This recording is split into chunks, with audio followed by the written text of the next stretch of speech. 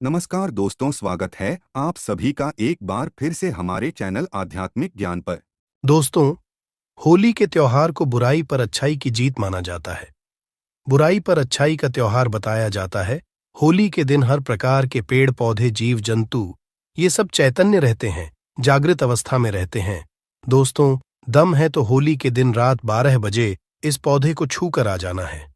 छप्पर फाड़ धन बरसेगा। दुनिया का कोई व्यक्ति आपको धनवान बनने से नहीं रोक पाएगा। दोस्तों, होली के दिन ये 5 पेड़ जागृत अवस्था होते हैं और एक पौधे को स्वयं भगवान नरसिंह ने अर्थात स्वयं नारायण ने जब हिरण्यकश्यप का वध किया, असुर का वध किया, तो उन्हें आशीर्वाद दिया कि होली के दिन मैं तुम पर निवास करूंगा। दोस्तों, होली का पर्व बहुत सुंदर पर्व होता है। इस समय समाज में लोग ऊंच नीच, गरीबी अमीरी के मतभेदों को भूल करके आपसी प्रेम करते हैं। दोस्तों, ये खेती किसान का भी पर्व माना जाता है। ये जो होली का पर्व है, त्योहार है, खेती किसान का पर्व माना जाता है, क्योंकि इस समय की बाली को होली में भुना जाता है। दोस्तों, होली उत्साह और उमंग से भरा त्योहार होता है और खास करके विष्णु भक्त के लिए ये त्योहार बहुत ही सुंदर होता है। होली के दिन विष्णु भक्त व्रत भी रखते हैं। होली का दहन के लिए लोग महीने भर पहले से ही तैयारी में जुट जाते हैं और सामूहिक रूप से लोग लकड़ी है, ओपले है, ये सब इकट्ठा करते हैं। आप इकट्ठा करते हैं कि नहीं करते हैं? आप हमें कमेंट सेक्शन में जरूर बताना। दोस्तों, फल्गुन शुक्ल पूर्णिमा, दिन संध्या काल में भद्र, जब दोष रहित हो तो इस समय होलिका दहन किया जाता है। होली जलाने से पूर्व होलिका माता की सब विधि विधान से पूजा करते हैं। अग्नि है, भगवान नारायण है, इनकी भी आहुति दी जाती है। होलिका दहन के दिन पवित्र अग्नि के चारों ओर लोग नृत्य करते हैं और लोग गीत का आनंद भी लेते हैं। और इस दिन राधा कृष्णा की लीला जो ब्राज में है, ये अधिक होती है। राधा कृष्णा की जो लीला ये ब्रज में गूंजती है। दोस्तों, होलिका दहन के दिन लोग अपने घर में खीर, मालपुआ और कई प्रकार के व्यंजन बनाते हैं और अपने घर की कुल देवी देवताओं को चढ़ाते हैं। क्या आप ऐसा करते हैं कि नहीं? आप हमें कमेंट सेक्शन में जरूर बताना। दोस्तों, होली के पूर्व संध्या में होली का दहन किया जाता है और इसके पीछे एक प्राचीन कथा भी है कि द्वितीय का पुत्र हिरण्यकश्यप भगवान विष्णु से घोर शत्रुता रखता था। उसने अपनी शक्ति के घमंड में आकर कि स्वयं को ईश्वर कहना अपने आप को शुरू कर दिया और अपने राज्य में घोषणा करा कि केवल उसी की पूजा की जाएगी और अपने राज्य में यज्ञ है, आहुति है, देवी देवताओं की पूजा करवाना बिल्कुल ही बंद कर दिया और संत पुरुषों को प्रताड़ित करने लगा। दोस्तों, हिरण्यकश्यप का पुत्र भक्त प्रहलाद भगवान विष्णु का परम भक्त था। पिता के लाख कहने के बावजूद भी भक्त प्रहलाद विष्णु की भक्ति में लीन रहता था। हिरण्यकश्यप ने अपने पुत्र को मारने की भी कई बार कोशिश की, कई बार योजना बनाई, परंतु भगवान स्वयं उनकी रक्षा करते थे। बाल भी बांका नहीं कर पाया।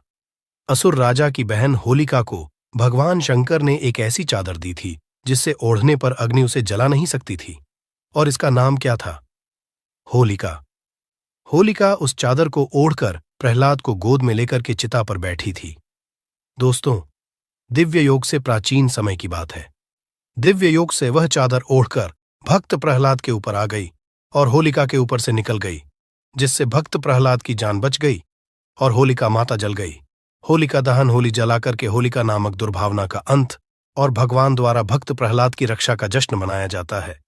चलिए दोस्तों, मैं आप लोगों को इस वीडियो के माध्यम से बताने का प्रयास करूंगा कि ऐसा कौन सा पौधा है जिसे होली के दिन आपको स्पर्श करके आना है, छू करके आना है, और इस पौधे को स्वयं नरसिंहदेव ने आशीर्वाद दिया था।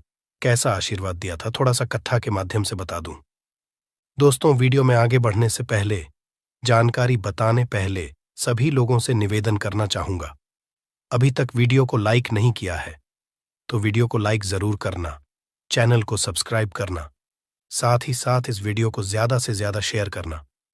गरुड़ धर्मार्थ एक यूट्यूब चैनल नहीं, बल्कि आप सभी दर्शकों का परिवार है।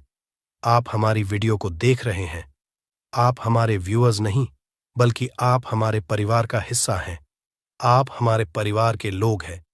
जो भी मन में डाउट है, जो भी समस्या है, जो भी प्रॉब्लम है, बॉक्स में बिल्कुल ही पूछिए। ऑनलाइन आने पर हमारे द्वारा या हमारी टीम के द्वारा बिल्कुल ही आपकी मदद की जाएगी।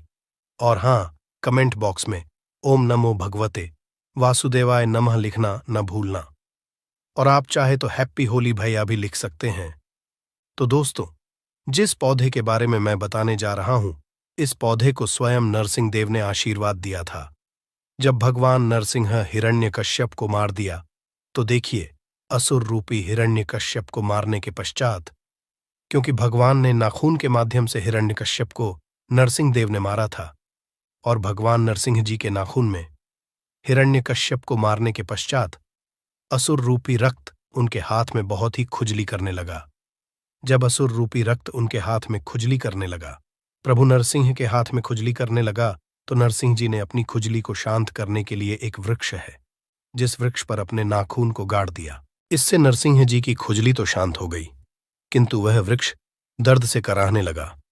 और उस वृक्ष ने प्रार्थना की, भगवान, आपने अपनी तो शांत कर ली, और ये असुर रूपी जो रक्त है, ये हमारे पेड़ पे हम पर ला करके आपने छोड़ दिया है, इससे हम अशुद्ध हो गए। और हे प्रभु, आपने जो नाखून गाढ़ा है, इसकी पीड़ा हमें दिन प्रतिदिन सताएगी। हमें इसकी पीड़ा सहन नहीं हो रही है। प्रभु, आप हमें इस पीड़ा से मुक्ति दिलाइए। इस प्रकार से प्रार्थना करने पर उस वृक्ष की जब प्रार्थना सुनी, तो भगवान नरसिंह ने उस वृक्ष को आशीर्वाद दिया कि हे वृक्ष, मैं तुम्हें आशीर्वाद देता हूं। जब भी होली का समय, होलिका के दिन और पूर्णिमा के दिन मैं तुम पर निवास करूंगा। और पूर्णिमा के दिन और होलिका के दिन जो होली जलाई जाएगी, होलिका के दिन, उस दिन इस वृक्ष पर स्वयं भगवान नरसिंह माता पद्मा के साथ में, अर्थात माता लक्ष्मी जी के साथ में निवास करते हैं। दोस्तों, ऐसा माना जाता है कि इस दिन यदि सच्चे मन से पूरे भाव के साथ इस वृक्ष से प्रार्थना की जाए, इस वृक्ष से निवेदन किया जाए, तो आपकी सभी प्रकार के पाप है, दोष है, कष्ट है, कलह है, उसे समाप्त कर देंगे। किंतु इस वृक्ष को छूने से पहले कुछ नियम है। इन नियमों का पालन करना जरूरी है, और आपको इसका 100% लाभ भी मिलेगा। दोस्तों, इस वृक्ष को छूने से पहले आपको अपने घर से एक नारियल लेकर जाना है और 5 बताशे लेकर के जाना है। करना क्या है, आपको 5 बताशे लेने हैं और एक नारियल लेना है और एक लाल रंग का कपड़ा लेना है। लाल रंग का कपड़ा ना मिल पाने पर आप जो है चुनरी भी ले सकते हैं। दोस्तों, एक नारियल को इस वृक्ष को भेंट करना है, और 5 आपने जो बताशे रखे हैं उसे धोने में, या फिर आप जो पत्ते हैं आप उसमें डाल सकते हैं। एक पत्ते बना लीजिए और इस वृक्ष के नीचे रख दीजिए 5 बताशे को, और आपको एक नारियल को भेंट करना है। आप चाहे तो 5 अगरबत्ती भी जला करके वहां पे रख सकते हैं, और इस वृक्ष से प्रार्थना करना है कि हे वृक्षराज, आप हमारी गरीबी है, आप हमारी समस्या है, आप हमारी निर्धनता है, इसे दूर करें, क्योंकि आज आपके ऊपर माता लक्ष्मी तथा भगवान नारायण रूपी जो नरसिंह है, ये निवास करते हैं।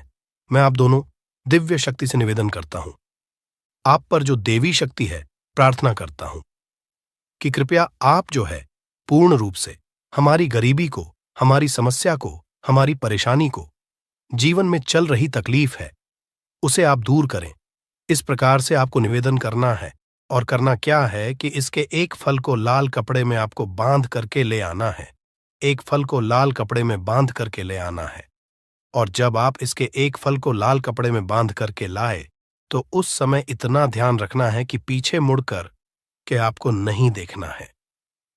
साथ ही साथ जब इस वृक्ष को एक नारियल भेंट करें, 5 आप जो है बतासे भेंट करें, तो उस समय इस बात का ध्यान रखना कि भेंट करने के पश्चात तत्काल इस वृक्ष को नहीं छूना है, इस वृक्ष को प्रणाम करना है, इस वृक्ष में निवास करने वाले देवी शक्ति को प्रणाम करना है। इसके पश्चात बोलना है कि हे वृक्ष, मैं आपको छूने जा रहा हूं, कृपया मेरे अंदर में जितनी भी अलक्ष्मी है उसे आप खींच लीजिए, एवं आप मुझे लक्ष्मी प्रदान करें। मेरे अंदर के जितने भी अवगुण हैं आप उसे खींच लीजिए, और आप मुझे सगुण प्रदान करें। मेरे अंदर के जितने पाप हैं सबको खींच, और आप मुझे पुण्य प्रदान करें, क्योंकि इसे भगवान नरसिंह देव का आशीर्वाद प्राप्त है कि कोई भी व्यक्ति इस वृक्ष को छुएगा, उनके सारे पाप होली के दिन स्वयं ये वृक्ष खींच लेगा और उसे पुण्य आत्मा बना देगा। तो इस वृक्ष से इस प्रकार से आपको प्रार्थना करना है, फिर इस वृक्ष को छूना है दोस्तों। इस वृक्ष का नाम है गुल्लर। जी हाँ दोस्तों, गुल्लर वृक्ष के बारे में मैं आप लोगों को कई बार जानकारी बता चुका हूं। गुल्लर वृक्ष एक ऐसा वृक्ष है जिसे साक्षात नारायण रूपी नरसिंह देव का आशीर्वाद प्राप्त है। भगवान नरसिंह देव ने इसे आशीर्वाद दिया है। दोस्तों, ऐसा माना जाता है कि होली के दिन यदि गुल्लर के वृक्ष को स्पर्श करके आया जाए, छू करके आया जाए, निवेदन किया जाए, तो आपके अंदर के अवगुण समाप्त हो जाते हैं। आपके अंदर में जो लक्ष्मी बैठी हो, तो लक्ष्मी बैठी हो, वह भाग जाती है। आपके अंदर में जो पाप है वह दूर हो जाते हैं। आपने कैसा भी पाप किया हो वह पाप नष्ट हो जाते हैं। इस वृक्ष को छूना है और इससे आपको प्रार्थना करना है दोस्तों। इसी के साथ इस वृक्ष के एक फल को आपको लाल कपड़े में बांध करके ले आना है। और कितने बजे लाना है? आपको रात्रिकालीन 12 बजे के आसपास में ही जाना है और एक फल ले आना है। और इस फल को बिना घर में किसी को बताए आपको धन पेटी में रख देना है। जहां पे आप पैसे रखते हैं, गलने वाला स्थान है, वहां पे रख देना है। दोस्तों, आपकी दिन दुगनी रात चौगुनी तरक्की होगी। दोस्तों, छप्पर फाड़ करके धन बरसेगा आपके घर में। किंतु जब भी आप उपाय करें, गुप्त रखना है।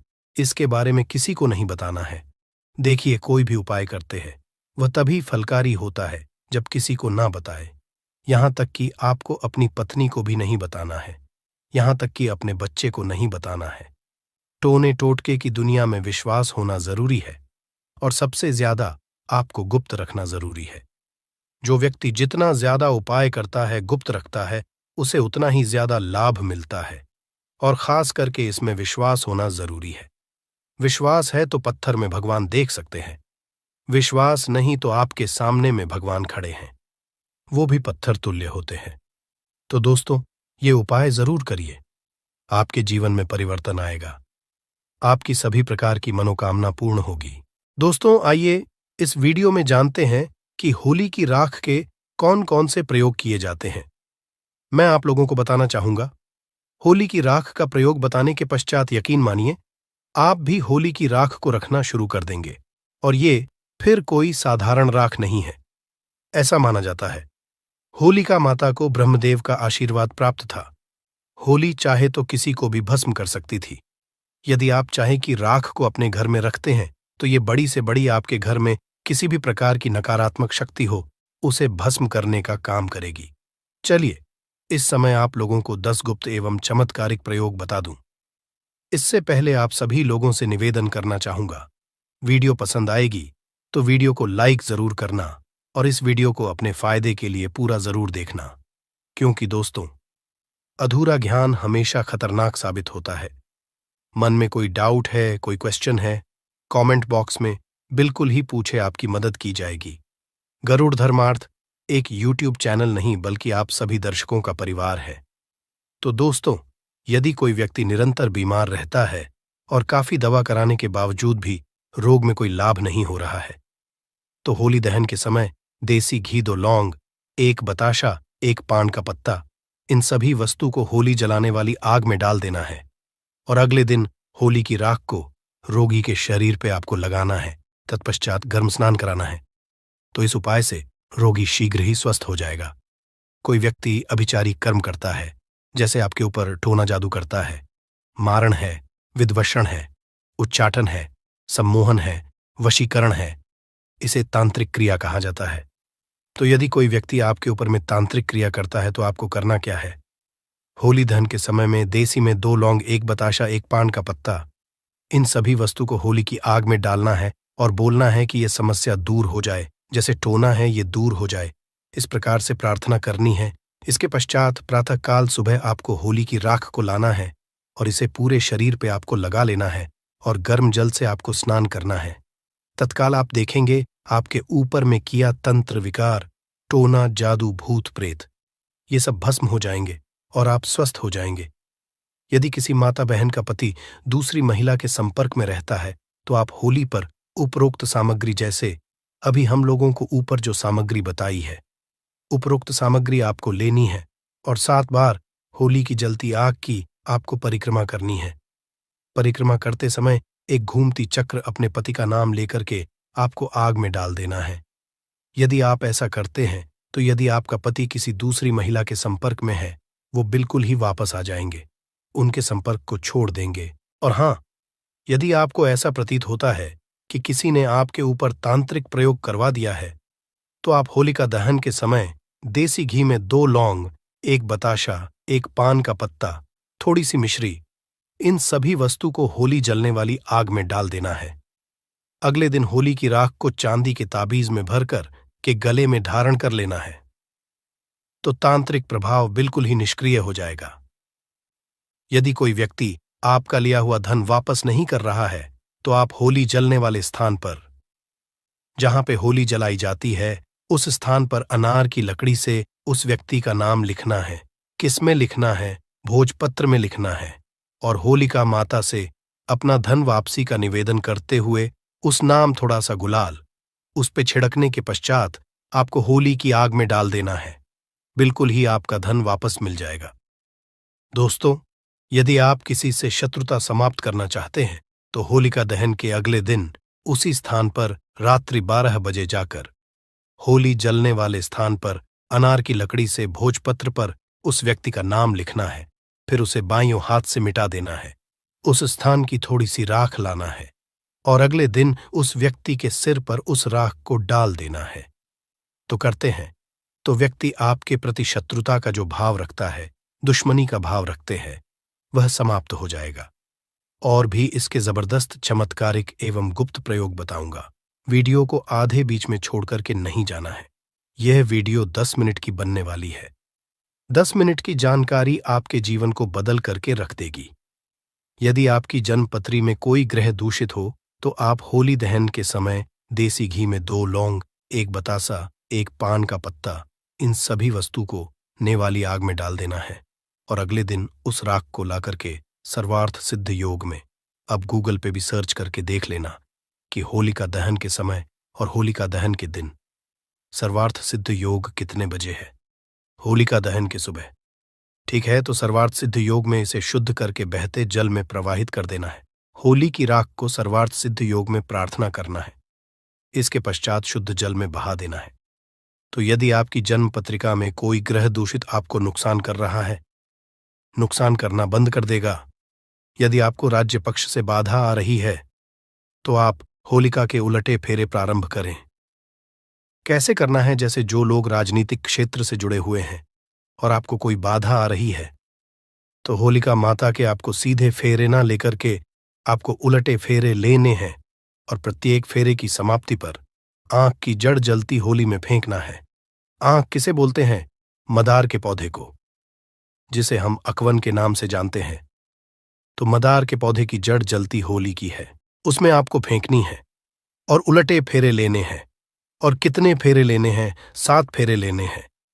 तो इस उपाय को करने से आपको राज्य पक्ष में, राजनीतिक क्षेत्र में जो परेशानी आ रही है, सारी बाधा समाप्त हो जाएगी। दोस्तों, वास्तु दोष से मुक्ति पाने के लिए होली दहन के अगले दिन आप सर्वप्रथम अपने इष्ट देव को गुलाल अर्पित करें। अपने निवास के ईशान कोण पर पूजन करके गुलाल चढ़ाए और आपको प्रार्थना करनी है। और आप चाहे तो होली की राख ला सकते हैं और ईशान कोण पर रख सकते हैं, चढ़ा सकते हैं। तो यह उपाय करने से आपके घर के सारे वास्तु दोष समाप्त हो जाएंगे। दोस्तों, यदि किसी के ऊपर में कोई भय का साया है तो वह होली पर एक नारियल, 1 जोड़ा लौंग, पीली, सरसों, इन सभी वस्तु को लेकर के पीड़ित व्यक्ति के ऊपर से 21 बार उतारा करें और होली की अग्नि में डाल दें। सारा दुष्प्रभाव समाप्त हो जाएगा। कैसा भी भय हो, जैसे कि भूत प्रेत का भय, शत्रु का भय हो, परीक्षा का भय हो, राजनीति का भय हो, कैसा भी भय हो, वह समाप्त हो जाएगा। दोस्तों, यदि आपको बार बार आर्थिक हानि का सामना करना पड़ता है तो आप होली दहन की शाम को अपने मुख्य दरवाजे की चौखट पर 2 मुट्ठी आटा का दीपक बनाएं और चौखट पर थोड़ा सा गुलाल करके दीपक जला करके आपको रख देना है। दीपक जलने के साथ ही मानसिक रूप से आर्थिक हानि दूर होने का आपको निवेदन करना है। तो यह उपाय के दिन कारगर सिद्ध होता है। आपको जो आर्थिक हानि हो रही है वह आर्थिक हानि होना बंद हो जाती है। चलिए 2 प्रयोग और बता दूं। इसके पश्चात वीडियो समाप्त करूंगा। दोस्तों, किसी बालक अथवा बड़े को शीघ्र ही नजर लगती है तो होली दहन के समय देसी घी में 2 लौंग, 1 बताशा, 1 पान का पत्ता, इन सभी वस्तु को होली जलने वाली आग में डाल देना है और अगले दिन होली माता को प्रार्थना करने के पश्चात होली की राख लाना है और इसे तांबे या चांदी की ताबीज भर करके गले में धारण कर लेना है। धारण करते ही नजर दोष लगना बंद हो जाएगा। कोई कितना भी बड़ा तांत्रिक आपको नजर क्यों न लगा ले, वह नजर नहीं लगेगी। और एक अंतिम उपाय बताना चाहूंगा होली की राख का। दोस्तों, ऐसा माना जाता है होली की राख को लाल कपड़े में बांध करके, होली की थोड़ी सी राख को लाल कपड़े में बांध करके यदि आप अपने धन स्थान पर रखते हैं तो ऐसा माना जाता है ये धन की जावक को रोकता है, अर्थात आपके अत्यधिक खर्च को रोकता, और ये धन की आवक को बढ़ाता है, अर्थात ये सभी ओर से धन को आकर्षित करता है, धन को खींचने का काम करता है, ऐसा भी माना जाता है। नित्य होली की थोड़ी सी राख खाने से हमें अन्य प्रकार की जो व्याधि होती है, जैसे कि कोई रोग है, भयंकर रोग जो ठीक नहीं हो पा रहे हैं, ऐसे रोग भी ठीक होते हैं। और होली की राख का नित्य तिलक लगाने से यदि कार्य सभा में जाना हो या फिर आप जिस क्षेत्र में जा रहे हैं, आप चाहते हैं कि उस कार्य में आपको सफलता मिले, तो होली की राख का लगा करके जाइए। होली की राख और सफेद चंदन दोनों को मिला लीजिए और तिलक लगा करके जाइए। उस क्षेत्र में आपको सफलता जरूर मिलेगी। यदि आप चाहते हैं कि लोग आपकी को माने, लोग आपके अनुरूप चले, आपके वशीभूत हो जाए, तो होली की राख का तिलक लगा करके जाइए। लोग आपकी बात मानेंगे, आपके वशीभूत हो जाएंगे। तो आशा करता हूं कि होली की राख के जो 10 एवं जो गुप्त और भी इसके अनेक प्रयोग बताया हूं, वह प्रयोग आपके जीवन में कल्याणकारी साबित एवं मंगलमय साबित जरूर होंगे। किंतु क्या आप जानते हैं, होली पर ये 3 चीजें कभी नहीं चढ़ाना चाहिए। इससे उल्टा आप बरपश्चात हो सकते हैं। वीडियो का अंत तक जरूर देखना दोस्तों। आगे बढ़ने से पहले कमेंट बॉक्स में जरूर लिखे जय माता दी और हमारे चैनल गरुड़ धर्मार्थ को सब्सक्राइब करके इस बेल आइकॉन को जरूर दबाएगा। दोस्तों, शास्त्रों के अनुसार माना जाता है कि होली का दहन पर होली की अग्नि में टूटा हुआ गन्ना नहीं अर्पित करना चाहिए, ना ही खराब गन्ना अर्पित करना चाहिए। इससे उल्टा आप पर होली मैया का श्राप लग सकता है। टूटा हुआ गन्ना पूजा पाठ में प्रयोग नहीं किया जाता। इससे होली माता जाते जाते आपको श्राप दे सकती है। घर में भयंकर गरीबी का वास हो सकता है। शास्त्रों में माना जाता है कि जब होली का दहन होता है तब होली की अग्नि में पवित्र चीजों को ही डालना चाहिए, अर्पित करना चाहिए। जब आप अग्नि में गन्ना डालें तो गन्ने के ऊपर हरे भरे पत्ते जरूर होना चाहिए, क्योंकि पूजा पाठ में अधूरी चीजें प्रयोग नहीं की जाती। अधूरी चीजें प्रयोग करने से अधूरा ही फल प्राप्त होगा। इसीलिए गन्ना साबुत होना चाहिए, टूटा हुआ बिल्कुल भी ना हो। दोस्तों, सदैव याद रखें दहन से ठीक पहले गन्ना घर में अवश्य लेकर रख लें और गन्नों की संख्या 2 या 5 या फिर 7 संख्या होना चाहिए। दोस्तों, होली की पवित्र अग्नि में पानी वाला नारियल नहीं चढ़ाना चाहिए, इससे आप पाप के भागीदार बन सकते हैं। सदैव सूखा नारियल होली की अग्नि में अर्पित करना चाहिए। पानी वाला नारियल अग्नि के अंदर भूलकर भी ना डालें। होलिका दहन में सूखा नारियल ही डालना चाहिए। जो हम आपको दिखा रहे हैं, इस नारियल को अग्नि में डालने से पहले इस पर पूरे परिवार का हाथ लगा ले। इससे होली माता जाते जाते आपको धन से माला माल तथा आपकी गरीबी को साथ ले जाएंगी। पानी वाला नारियल आप पूजा के दौरान फोड़ सकते हैं, किंतु अग्नि में कभी मत डालना। दोस्तों, सूखा नारियल अग्नि में डालने से होली माता आपकी सभी परेशानी को अपने साथ ले जाती है और अग्निदेव भी प्रसन्न हो जाती है। माना जाता है कि होली माता को घर का भोग अति प्रिय है। यदि आपने अपने घर में जो भी बनाया है वो होली माता को अवश्य अर्पित करें, किंतु याद गुजिया चढ़ाते समय देख ले कि गुजियों की संख्या 3 नहीं होनी चाहिए। या तो 2 चढ़ा लें या फिर 5, 7, 11 और 21 चढ़ा सकते हैं, किंतु गुज्जियों की संख्या 3 नहीं होनी चाहिए। ऐसे में 1 की संख्या में गुजिया भी नहीं चढ़ाना चाहिए। होलिका दहन में आप बर्फी का भोग लगा सकते हैं और जल अवश्य अर्पित करें। होलिका दहन में गाय के गोबर से बने उपले या यूं कहे तो बलकुड़ियां अवश्य चढ़ाना चाहिए। दोस्तों, होली की अग्नि में आप हरा चना, गेहूं की कोई भी नई फसल अवश्य अर्पित करें। इससे आपके घर में अन्न धन की कमी कभी नहीं होगी। जब आप माता को बालियां अर्पित करें तो देख ले टूटी हुई बालियां ना हो, सूखे हुए पत्ते ना हो, एकदम बालियां हरी भरी होनी चाहिए। होलिका दहन की अग्नि में सूखी बालियां चढ़ाने से पाप लगता है दोस्तों। शास्त्रों के अनुसार माना जाता है कि यदि आपको मासिक धर्म आ जाए तो ऐसे में आप होलिका दहन की पूजा किसी और से करवा सकते हैं। आपका वैसे ही पालन करें जैसे आप करते आए हैं, किंतु मासिक धर्म के दौरान होलिका दहन के पास नहीं जाना चाहिए। आप दूर से होलिका दहन देख सकते हैं और आप किसी और से पूजा पाठ करवा सकते हैं। इससे भी आपको फल की प्राप्ति अवश्य होगी। दोस्तों, होली की अग्नि में चावल के बने पापड़ तथा कच्चे चावल अवश्य अर्पित करने चाहिए। होलिका दहन में चावल अर्पित करने से धन की प्राप्ति होती है। इससे आपके घर में जितनी भी गरीबी होगी सब नष्ट हो जाएगी। पुराणों के अनुसार भगवान विष्णु ने भगवान श्री हरि ने कहा था, जो व्यक्ति होलिका दहन में चावल अर्पित करेगा मैं उसका घर धन धान्य से भर दूंगा।